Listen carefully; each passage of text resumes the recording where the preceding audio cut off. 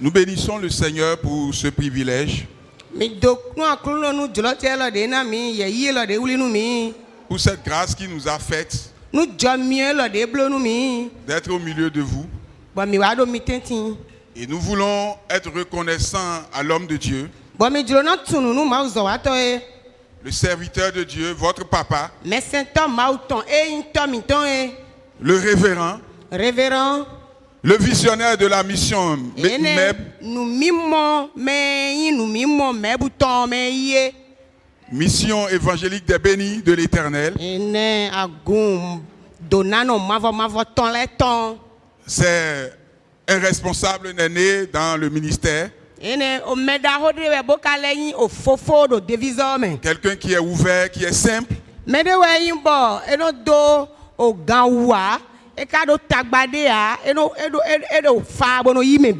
Et qui comprend les mystères de l'élévation avec Dieu. Je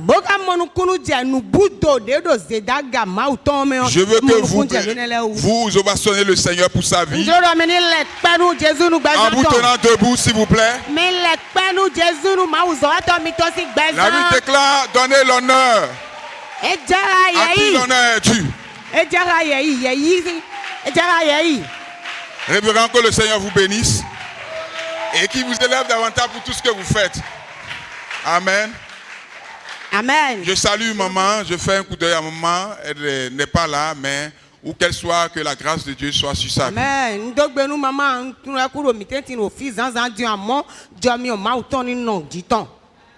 Et toi qui es là ce matin, tu ne partiras pas tel que tu es venu. Ce jour est un jour spécial. Je dis que ce jour est un jour spécial. Si tu crois, tu verras la gloire de Dieu. Parce que Jésus le fait. Jésus le fait. Et il continue de le faire. Amen. Amen. Allons prier.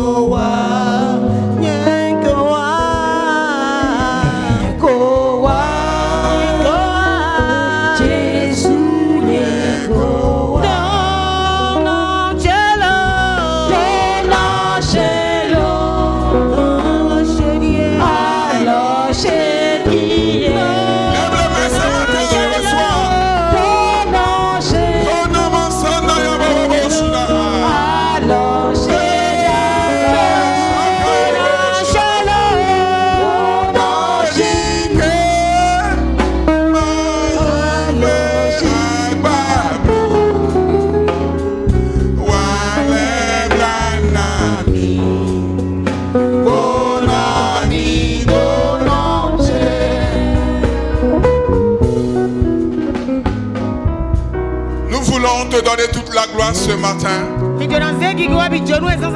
Toi qui es le commencement et la fin. Toi qui es le même hier, aujourd'hui, éternellement.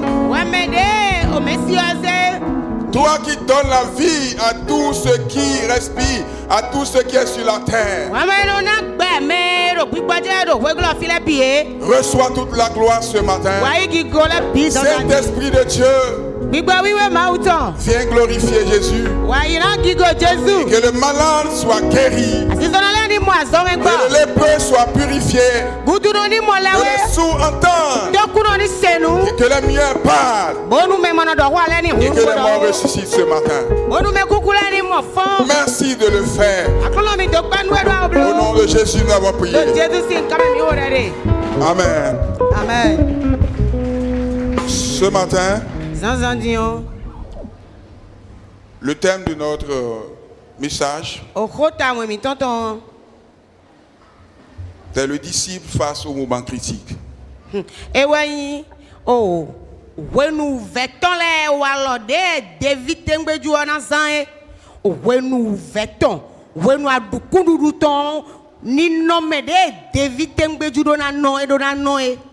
Le disciple face au moment critique.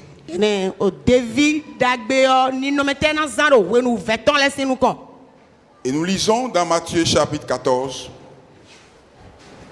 Versets 22 à 27. Matthieu chapitre 14. Matthieu tawene.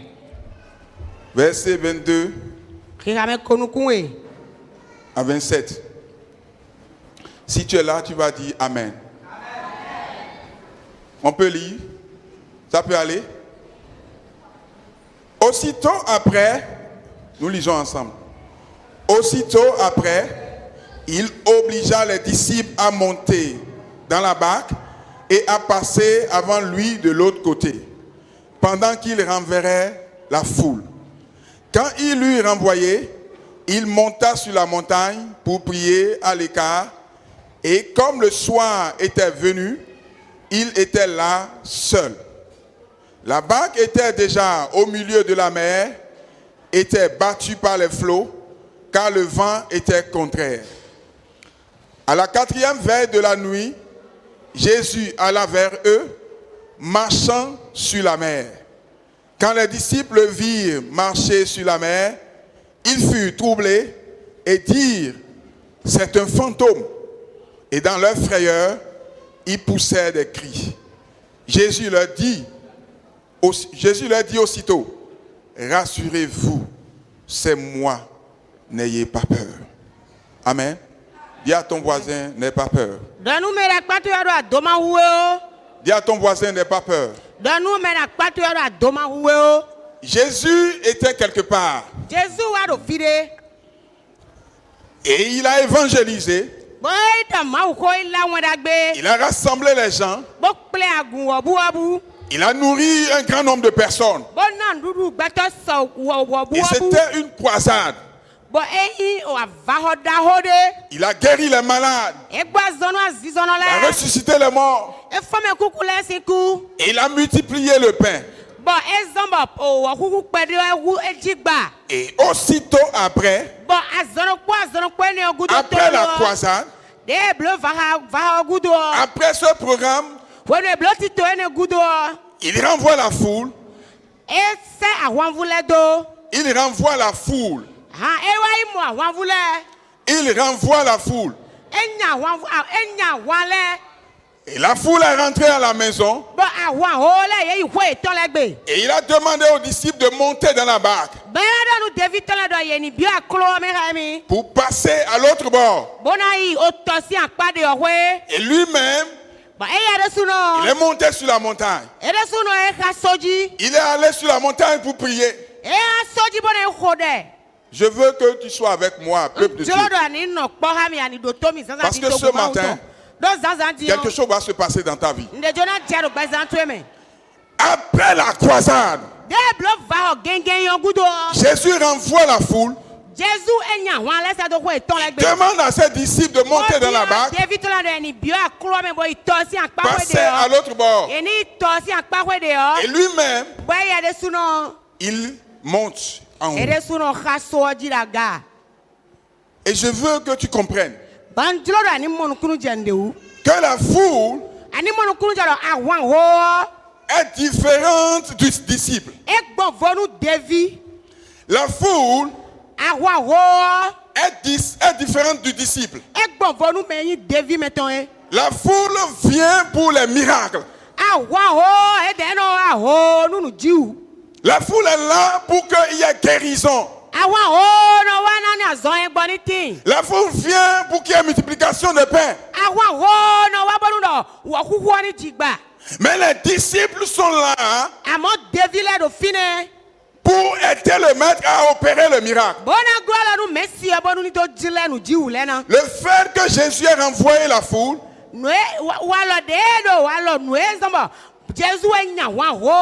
et qu'il a dit aux disciples de monter dans la barque, c'est une façon de distinguer le disciple de la foule. C'est une façon de qualifier le disciple. La foule vient en retard. Elle veut vite partir.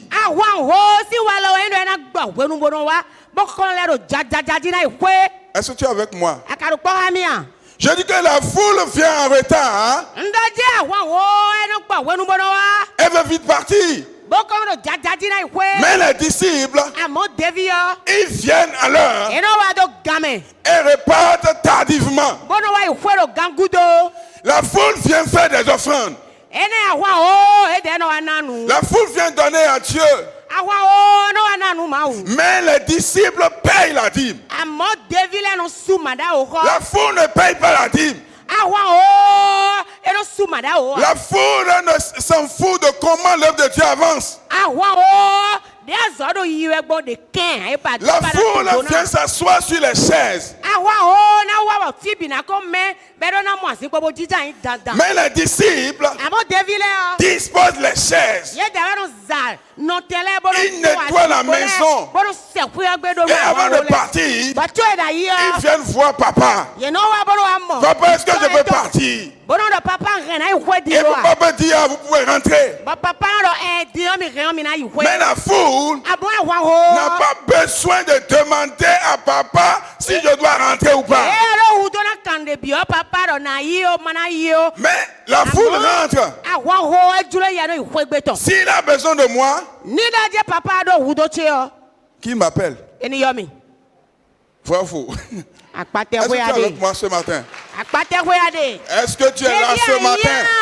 Parce que ce matin, il n'y a pas de foule, mais il y a des disciples. Il n'a pas compris. Je dis que je ne suis pas en train de parler à la foule, mais je suis en train de parler aux disciples.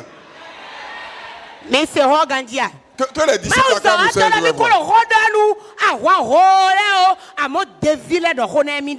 Que les disciples acclament leur maître, je vais voir.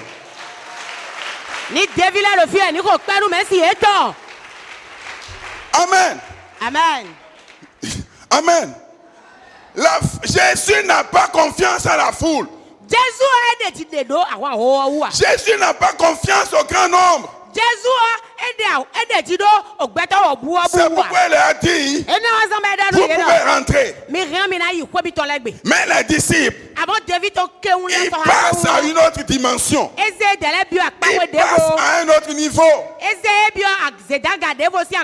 La foule va d'église en église. Va de ministère en ministère. À la recherche de miracles. À la recherche de pain. Mais les disciples, ils sont assis quelque part. Ils sont là. Ils grandissent là. Ils servent là. La foule dit, j'ai été dans cette église une fois. J'ai fait MEF. J'ai fait AD.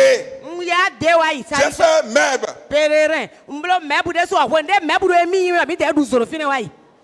Alléluia. Amen. Et tu fais quoi maintenant?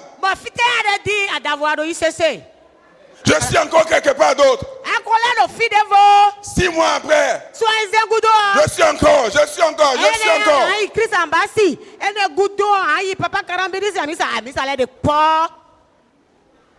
Amen. Amen. Mais les disciples disent, quand cette œuvre va commencer,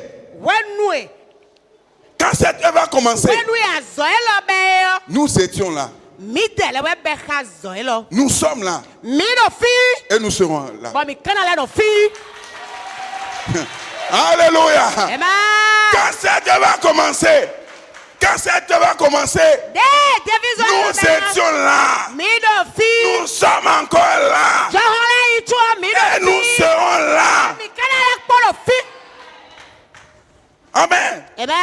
Quand il y a crise dans une église,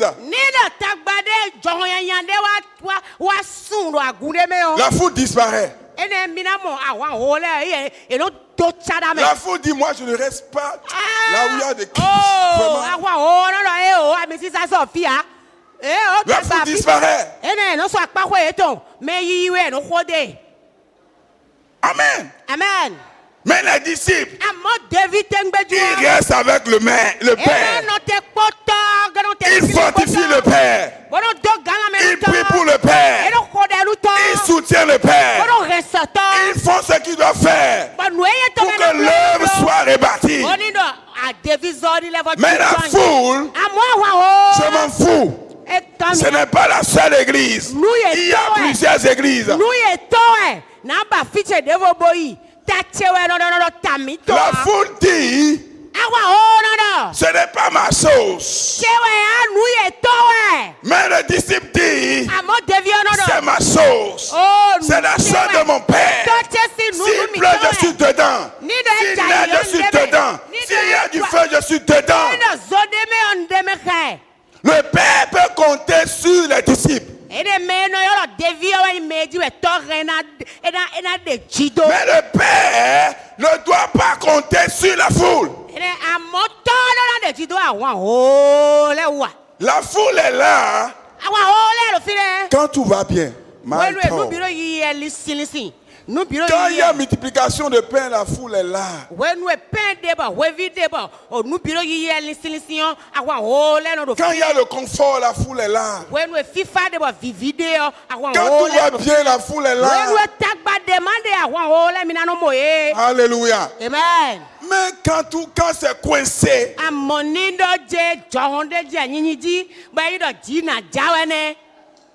la foule disparaît. La foule disparaît. Après la croisade, la foule est rentrée. Et Jésus dit aux disciples, montez dans la barque. Nous allons encore quelque part. Est-ce qu'on peut lire le verset 24? Le verset 24. La barque descend au milieu de la mer, était battue par les flots, car le vent était contraire. À la 4e veille de la nuit, Jésus alla vers eux, marchant sur la mer. Alléluia. Amen. Amen. Il leur a dit, passons à l'autre bord. Passons à l'autre bord. C'est tout ce qu'il leur a dit. Montez dans la barque et allez m'attendre à l'autre bord. Montez dans la barque et attendez-moi à l'autre bord. Ils sont montés et ils allaient. Et tout à coup, au beau milieu de la mer,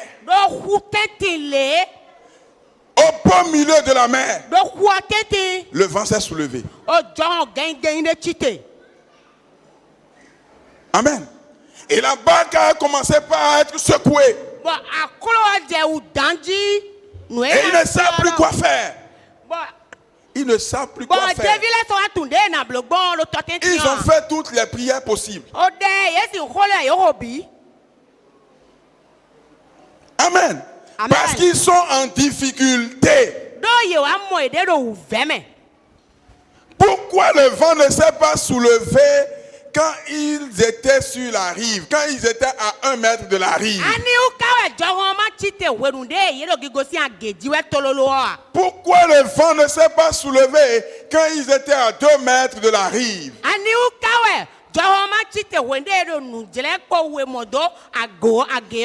Parce que si le vent s'était soulevé lorsqu'ils étaient à 1 mètre ou à 2 mètres de la rive, qu'est-ce qu'ils allaient faire? Ils allaient sauter de la barque. Ils allaient quitter la barque pour être sur la rive. Vrai ou faux? Est-ce que tu me suis ce matin? Pourquoi le vent a attendu qu'il soit au beau milieu de la mer avant de se soulever?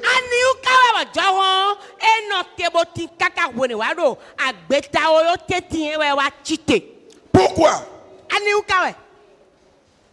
Parce que souvent, nous traversons des situations. Et en tant que disciples, si vraiment nous sommes disciples, les choses vont venir. Les tempêtes vont se soulever. Satan va se lever contre nous. Il va nous défier. Il va vraiment soulever notre foi.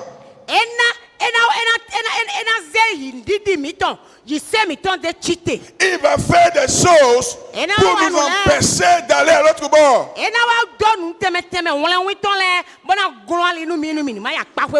Et j'imaginais le peuple, les disciples,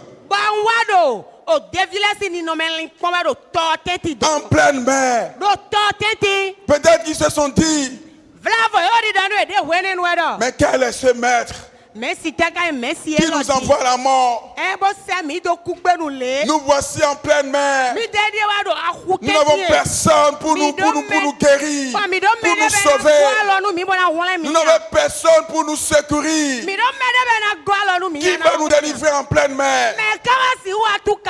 Nous avons nos familles à la maison. Nous avons nos enfants à la maison. Mais quel est ce maître qui nous sacrifie? Peut-être il se disait beaucoup de choses. Mais il aurait pu nous laisser rentrer à la maison comme la foule. Il aurait pu nous laisser nous reposer. Pourquoi nous a-t-il obligés à monter dans la barque? Vraiment c'est compliqué. Il aurait pu nous laisser. Et c'est le comportement des enfants de Dieu que nous sommes souvent. Quand nous sommes face à des tempêtes, quand nous sommes face à des situations difficiles, nous disons, mais quel est ce Dieu qui n'intervient pas, qui ne dit rien pour nous, qui ne se soucie même pas de nous. Et la même chose s'est passée avec le peuple d'Israël. Quand ils étaient en esclavage en Égypte, Moïse a été envoyé par Dieu pour les délivrer. Ils sont sortis de l'Égypte et poursuivis par les Égyptiens. Ils sont venus devant la mer Rouge. Et il y a eu des murmures. Les gens disent à Moïse, Moïse, tu es méchant. Tu aurais pu nous laisser en Égypte. En Égypte, on mangeait à notre faim. En Égypte, on s'habillait. En Égypte, on avait où dormir. Mais toi, tu nous amènes maintenant à l'abattoir. Tu nous amènes à l'abattoir. Et tu dis que c'est Dieu. Quel Dieu amène en abattoir? Moïse ne sont pas d'accord. Nous ne sommes pas d'accord. Parce qu'ils étaient en pleine difficulté. Ils étaient en pleine mer. Et ils disaient, mais on aurait pu retourner. On aurait pu retourner. Bien aimé, il y a beaucoup qui se posent cette question aujourd'hui. Tu traverses des choses. Et tu te dis, mais qu'est-ce qui m'a envoyé dedans? Je suis là, mais rien ne marche. Je suis là, et tout ce qu'il fait me dégoûte. On me dit, puis je ne vois rien. Mais qu'est-ce qui m'a amené dedans? Je vais faire demi-tour. Je vais abandonner. Quand j'étais dans le monde, je faisais ce que je voulais. Je mangeais ce que je voulais. Je me faisais plaisir. Et maintenant que je suis avec eux, on a l'impression que c'est pire qu'avant. Et je vais retourner dans le monde. Je vais retourner en Égypte. Bien aimé, je vais te dire ce matin, l'Égypte va te donner la nourriture. Mais l'Égypte ne te donnera pas Dieu. Oh, tu n'as pas compris. Je dis que l'Égypte va te donner la nourriture. Mais l'Égypte ne te donnera pas le salut. Tu es dans une situation et tu dis, mais qu'est-ce qui m'a amené dedans? Je vais retourner encore.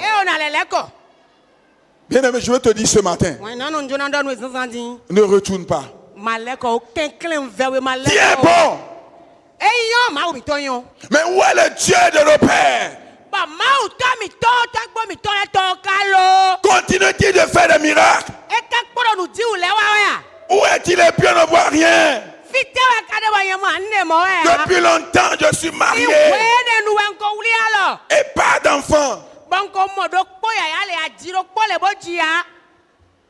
Où est ce Dieu?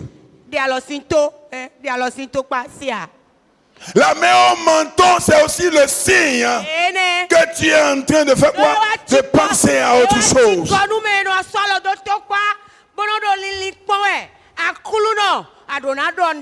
Donc la main au menton ne va pas résoudre le problème.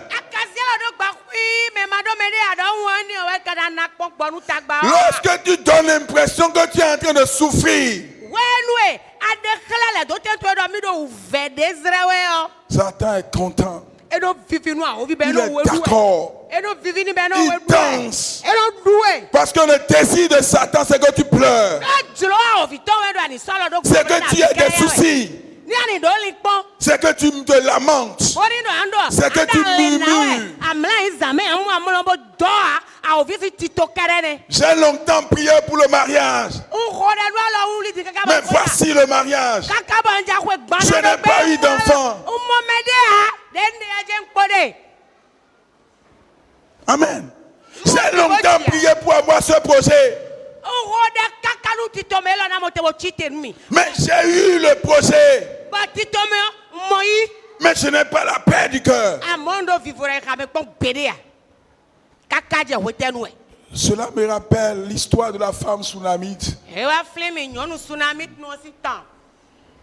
qui n'avait pas d'enfant. Élisée a opéré le miracle et elle a eu d'enfant. Elle a conçu. Et quelques temps après,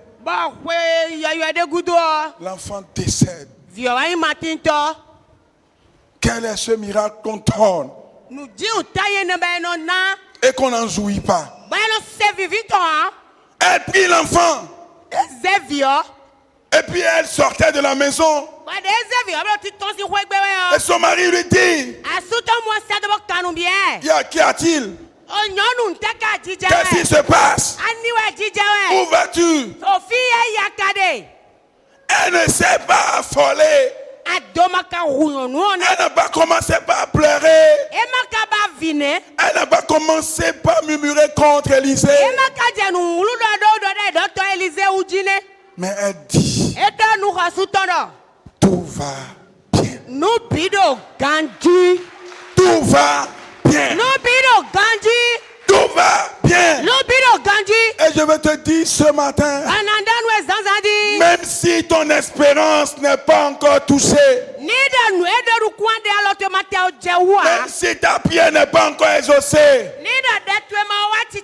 même si tu n'as pas encore eu les moyens, je veux te dire ce matin que tu es Dieu, que tu es Dieu et que tout va bien. Tout va bien. Qu'est-ce que tu as opéré? Qu'est-ce que tu as espéré de lui? Qu'est-ce qu'il t'a promis? Et tu dis à Dieu, si tu ne le fais pas, les gens vont se moquer de moi.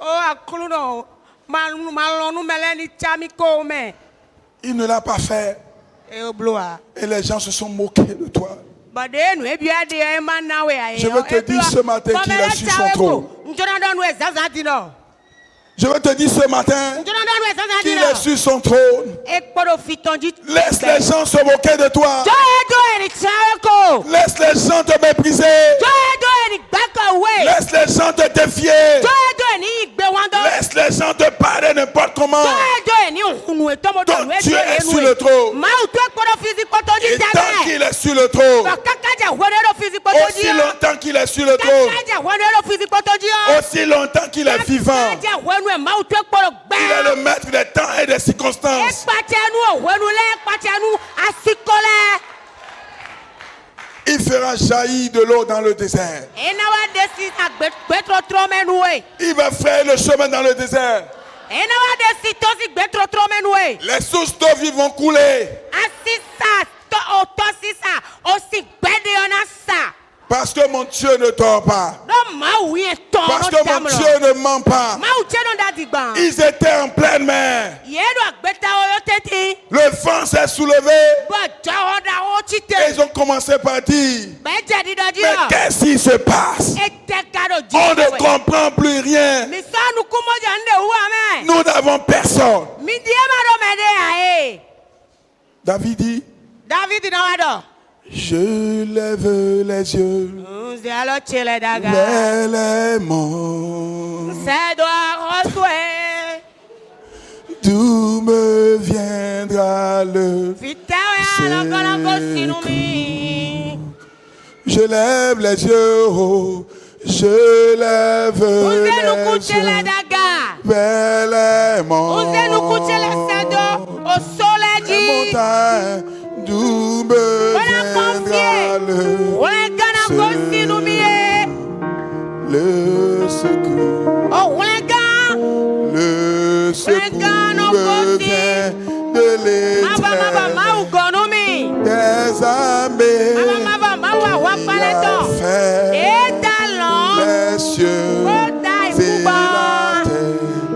Le secours me vient de l'Éternel des armées qui a fait les cieux.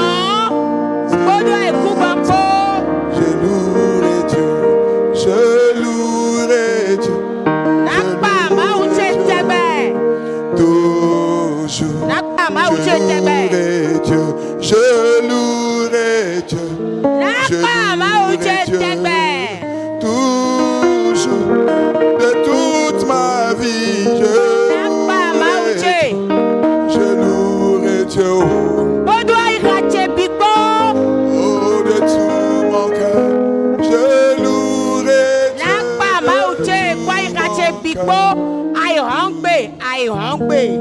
Bien-aimé, quand tu es en pleine mer,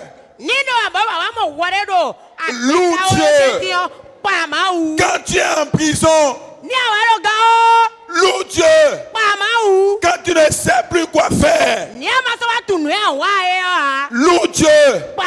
Quand les fondements sont renversés, loue Dieu. Quand tu as été traité injustement, quand tu as été traité injustement, loue Dieu. Quand celui qui doit te respecter commence par te désobéir, loue Dieu. Loue Dieu, bien-aimé. Lorsque tu es en pleine mer, lorsque tu es en pleine mer, quand on est en pleine mer, c'est un lieu de décision. C'est un lieu où Satan vient te demander, est-ce que tu vas continuer de servir ce Dieu-là?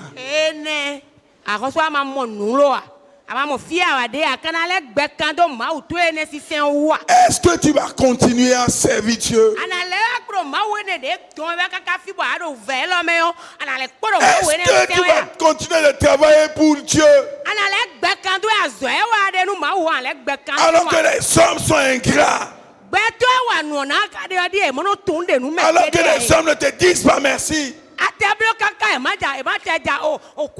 que dans ce milieu tu es humilié. Alors que parmi tes frères tu es la queue. Pas dans ta famille tu es la queue. Et on se moque de toi. On t'humilie. Tu n'es personne. Et c'est toujours toi. Le diable te dira: vas-tu continuer cette vie de mépris? Vas-tu continuer par adorer ce Dieu? S'il est vraiment ton Dieu, pourquoi est-ce que tu traverses ces choses?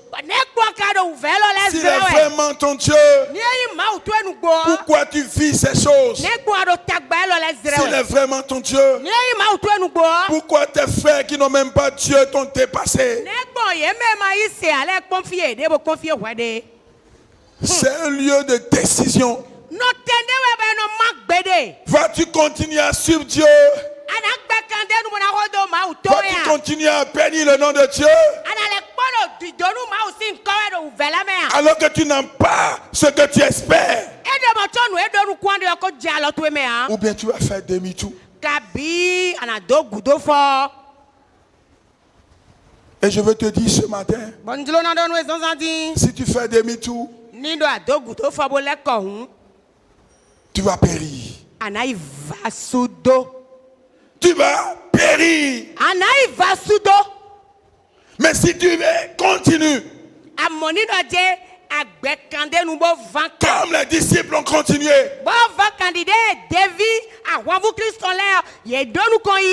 bien qu'il n'y ait plus de prière à faire, ils ont continué. Et tout à coup, soudain, Jésus leur parut. Amen. Jésus leur parut. Jésus leur parut. Dans cette tempête. Dans cette tempête. Dans ce vent puissant. Devant les vagues violentes.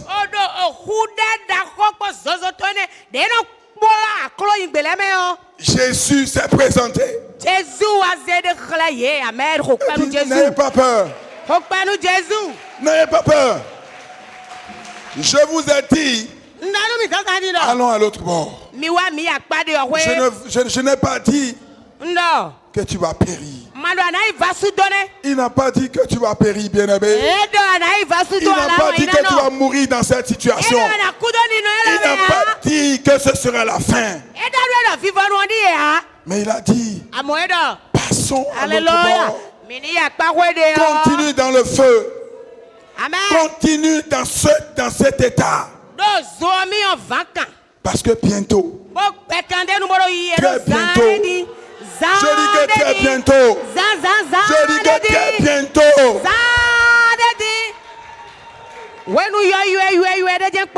ceux qui se sont moqués de toi, ils ne mourront pas. Ils resteront vivants. Je dis, ils resteront vivants. Ceux qui t'ont sous-estimé, ceux qui ont dit que toi tu ne peux rien, ils ne mourront pas. Mais ils vivront pour voir la gloire de Dieu.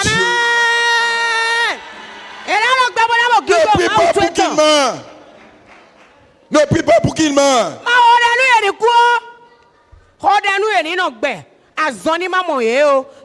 Ne prie pas pour qu'il meure. Mais pour qu'il soit vivant. Joseph a été trahi par ses frères. Il a été vendu.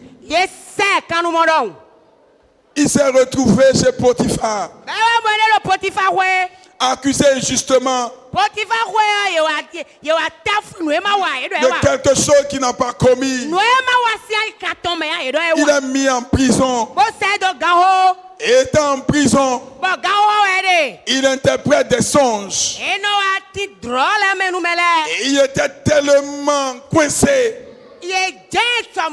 Il souffrait tellement où il a tiré les chansons. Qui était en prison, celui qui servait le roi et qui s'est retrouvé en prison. Il lui dit, tu vas sortir d'ici. Et tu seras positionné encore auprès du roi. Mais quand tu seras dans la gloire, souviens-toi de moi. Les chansons sont sorties. Il est dans la gloire. Et il oublia Joseph. Il y a des gens à qui tu vas faire du bien. Il y a des gens pour lesquels le Seigneur va t'utiliser. Des gens qui n'étaient rien. Que tu as vu sortir de la poussière. Et qui seront aujourd'hui dans la gloire. S'ils ne font pas, gloire à Dieu. S'ils font, gloire à Dieu. Les chansons ont oublié Joseph. Amen. Et tu vas dire, l'homme noir. L'homme noir. L'homme noir est compliqué. C'est celui à qui j'ai fait du bien. Aujourd'hui tout va bien. Je l'appelle, il ne prend pas. Je lui envoie des messages, il ne répond pas. Bien-aimé, ce matin, je veux te dire que le secours de l'homme n'est que vanité. Arrête de mettre tes yeux sur l'homme. Arrête de mettre tes regards sur l'homme. Si tu fixes tes regards sur l'homme, tu seras déçu. C'est que tu seras écrit contre tout le monde. Tu seras fâché contre tout le monde. Tu vas condamner tout le monde. Amen. Mais lorsque tu as les regards fixés sur Dieu, que l'homme est fait ou il n'est pas fait, tu sais que mon secours vient de l'Éternel. Tu as cette ferme assurance. Même si le vent se lève, même si la mer se déchaîne, même si mon frère, même père, même mère m'a abandonné, même si ma mère, ma soeur, même père, même mère est pénie, ne s'occupe pas de moi, bien aimé, ne lui en veux pas. Et s'il y a une blessure dans ton cœur, je prie que cette blessure soit guérie et que tu lui pardonnes. Joseph a dit à ses frères, quand il est dans la gloire, c'est difficile de pardonner ceux qui lui ont fait. Que tu aies des frères, que tu aies des frères, que tu aies eu des frères qui t'ont vendu, qui t'ont abandonné, et tu devrais mourir Maintenant tu es dans la gloire. Tu es en position de les écraser. À la place de Joseph, que ferais-tu? Parce que nous avons tendance à rendre le mal pour le mal. Seigneur, bénis-moi. Si tu me bénis, je vais leur montrer. Je vais leur montrer dans ma famille. Je vais leur montrer que je ne suis pas n'importe qui. Je vais leur montrer que moi-même je suis quelqu'un. Bien-aimé, sois délivré de cette pensée. Ne dis plus je vais leur montrer que je suis quelqu'un. Il faut leur dire. Ils sauront que j'ai quelqu'un. Amen. Amen. Amen. Et Joseph dit à ses frères, vous avez médité de me faire du mal.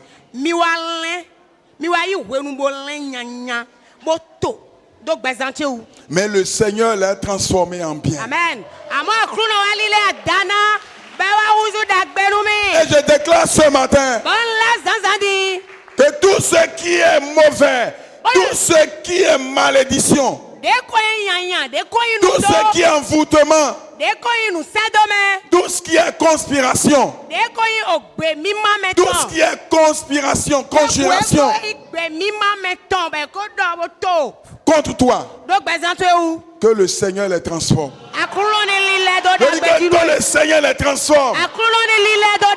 Tout ce que l'ennemi programme contre cette église, contre ce ministère, contre les fidèles de cette église,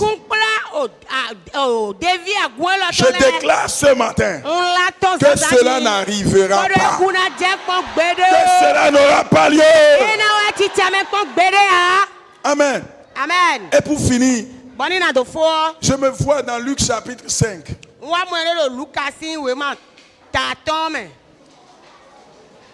Jésus était avec Pierre et Jean.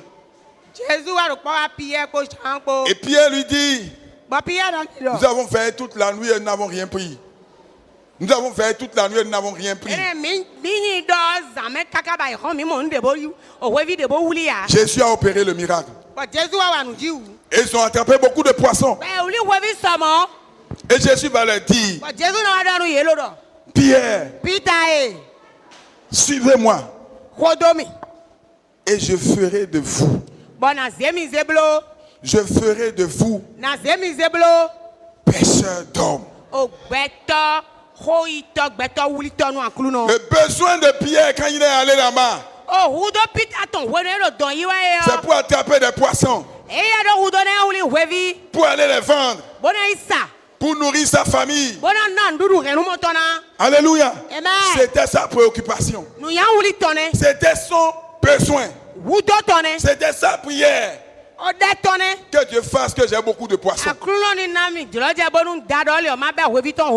Donc toi aussi tes besoins, ta prière, Seigneur, fais que j'ai beaucoup de poissons.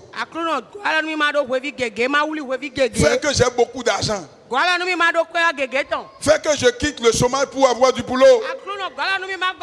Fais que je quitte la location. Fais que je sois béni. Mais le besoin de Dieu, quand il a parlé à Pierre, il dit Pierre, tes besoins, c'est des poissons. Voici les poissons.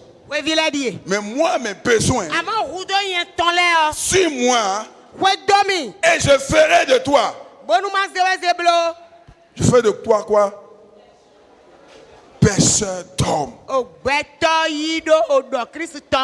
Le besoin, la préoccupation de Jésus, c'est quoi? Que tu sois devenu pêcheur d'hommes. Que tu sois devenu des pêcheurs d'hommes. Et ma prière ce matin pour toi est que tu commences par parler de lui. Que tu commences par prendre ce qu'on te dit au sérieux. C'est bon de prier.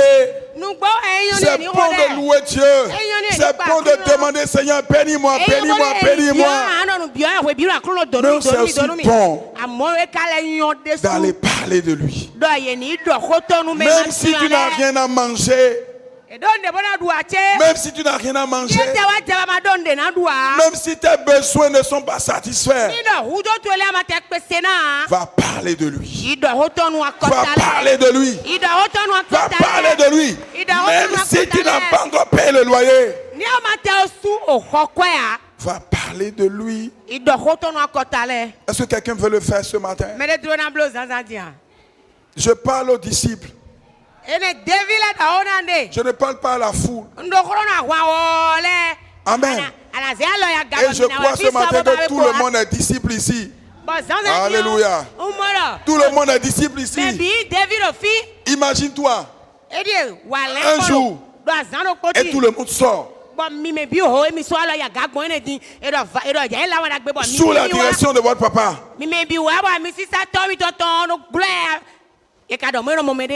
Qu'est-ce que vous faites? Vous envahissez les maisons. Vous envahissez les maisons. Il n'y aura plus de place.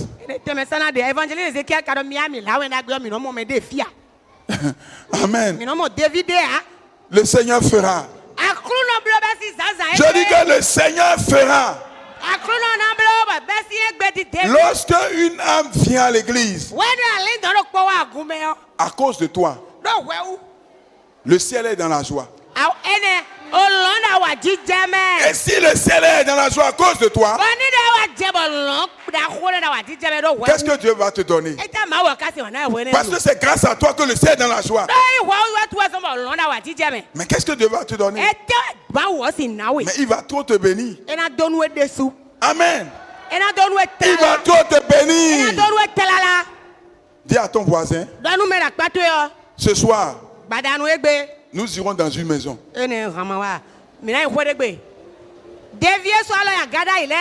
Qu'est-ce qu'il lui a dit? Dis-lui, nous irons dans une maison. Cette fois-ci, je suis sérieux. Dis-lui, cette fois-ci, je suis sérieux.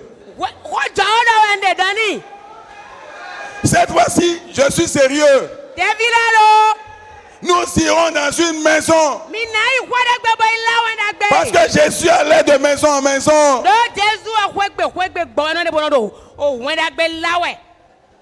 Amen. Amen. Vrai ou faux? Vrai. Vrai ou faux? Vrai. On va prier. Le temps est parti. Amen. Amen. Tu vas remercier le Seigneur pour ce moment. Tu vas remercier le Seigneur pour ce moment.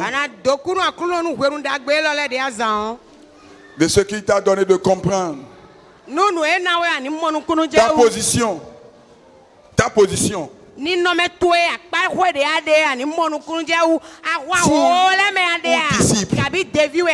Foule ou disciple.